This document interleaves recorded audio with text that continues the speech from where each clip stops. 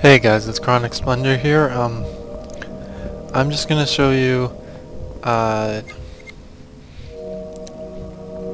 just a glimpse at this game I found on Steam during the Steam sale. It's pretty nifty. It's called Everyday Genius SquareLogic. It's a puzzle game. It has elements of Sudoku in it, but which at first, I know, I was like, I've never really been a fan of Sudoku. I mean, it's okay, but I don't know, I've always found it too,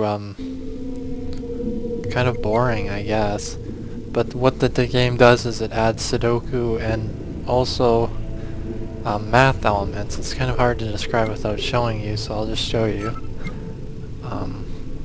At first the game is very easy, but once you get to the second world stuff, they keep adding new rules in and it gets really complicated. So at first, all you have to deal with is equals and adds. So basically, when it says 4 equals, that's basically giving you the answer right off the bat. So all you do is hit 4. And then you just fill in the blanks. This one's supposed to be incredibly easy. And like Sudoku, you can only have one number in a line or a column. So you can just do the math, you know. Since this one can't be 3, 2, 4, has to be 1. So that one has to be 3. And then you can kind of use the adding rules to just figure it out on your own. Most of the game tells you that every puzzle can be figured out with just logic. So even without doing the numbers, it's pretty easy to figure out.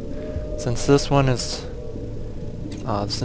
3 plus, since you have to use 2 numbers to get that, you can't use a 4. So it has to be 2 and 1, and since this one can only be 2, that one has to be 1. So, and this is a 3. I mean a 7. Yeah, a 7. So you have to use a 4 and a 3 because you can't use two 3s because it doesn't add up, and you couldn't even because you can only use 1 number per column. So since you need to use 3 and 4, this one has to be 3, so that one has to be 4. That one has to be 1, you know. This one's easy because you can just do it in your head. So 3, 4, 1.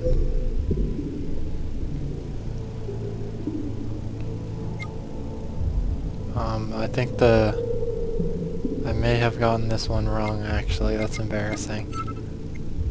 I can't even add, that's a 2. And you can make it so that you don't have to do that elimination stuff on your own.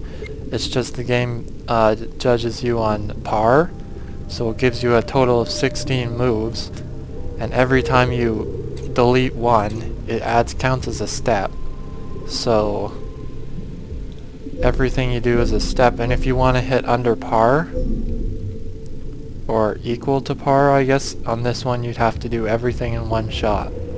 So basically par is just for bragging rights. You can do whatever you want to finish the level, but if you do it under par, then you get achievements and stuff. So this one's pretty easy to think through. These ones I usually breeze by.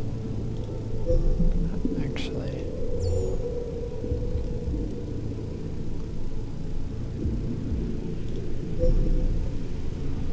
So you can see, since it's plus 6, these 3 numbers have to add up to 6 no matter what. So since this one has to be a 2, we've eliminated 4 from that.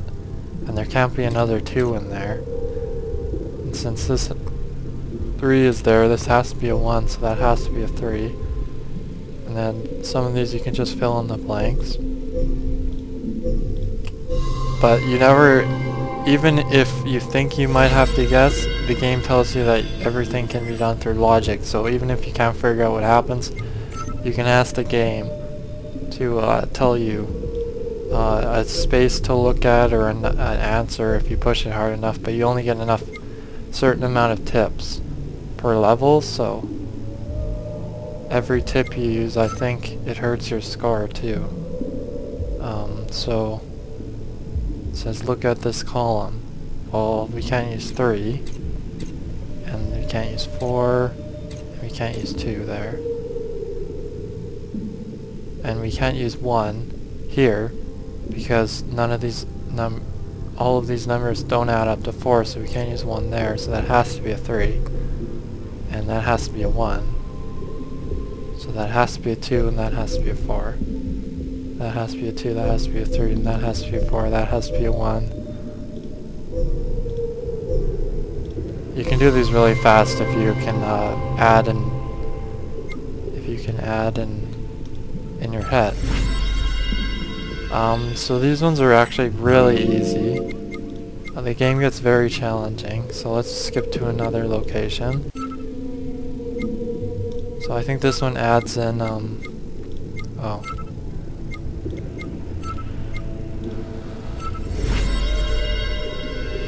Yeah, it adds in even and odd, so the numbers in these squares can only be even numbers.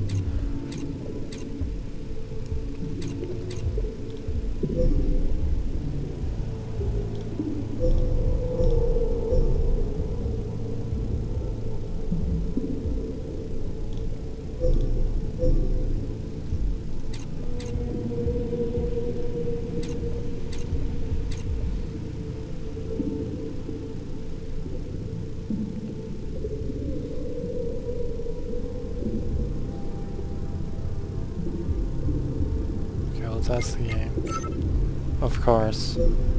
So it gets more difficult as you go on. So I'm just going to show you a more difficult puzzle here. The one that I'm doing right now is Stump Me. Basically, at the point I'm in, the game adds one more grid to the level. So instead of just having to deal with 1, 2, 3, 4, you now have to deal with 5, 2. So the numbers get really complex. And they've added in subtracting rules, so the number that's greater is subtracted by the number that's lower to give you the number in there. And then multiplies, divided, there's greater and less than, so like this must be greater than that, which must be less than that. And then they've also added in these blank cages now.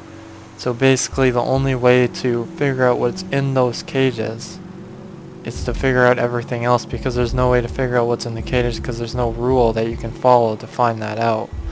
So you have to really think for some of these puzzles. But I would totally, if you're a puzzle fan, if you like Sudoku, you should totally check this game out. I'm not a fan of Sudoku personally, so I was a little apprehensive, but I got it for about $2, so I was willing to take the plunge, and I'm totally glad I did because the game is super fun. Even if you don't like Sudoku, you might like this version better because it's not really Sudoku, it's more math oriented. And whenever I play Sudoku, I always feel like I have to guess a lot of the answers, but for this one it's all logic, so it's certainly, I find it a lot better, but it has Sudoku elements in it, so if you're not willing to take the plunge, I think it's $10 right now on Steam. So I've put in about 5 hours so far, and I just beat the first level, the first world, and there's 5 worlds, and there's like thousands of puzzles per world, and I just did the main puzzles. So even doing the main puzzles, you're guaranteed to spend about at least probably 15 to 20 hours just figuring those out, depending on how fast you are. And then there's plenty more puzzles. There's thousands of puzzles in the game, so it'll probably keep you occupied. If you like it, it'll keep you occupied for a long time. So it's totally worth the $10. I got it at $2.50, so I already felt like I've gotten my money's worth. So give it a look if you like puzzle games, if you like Sudoku, even if you don't. Watch, just think about it, If it's on, I would suggest waiting it for a sale if you're not willing to spend the full price. And since Steam has sales all the time, you might get this game off in the winter sale coming up. So either wait for a sale, buy it right now. Either way, it's totally worth it. Okay, see you guys next time.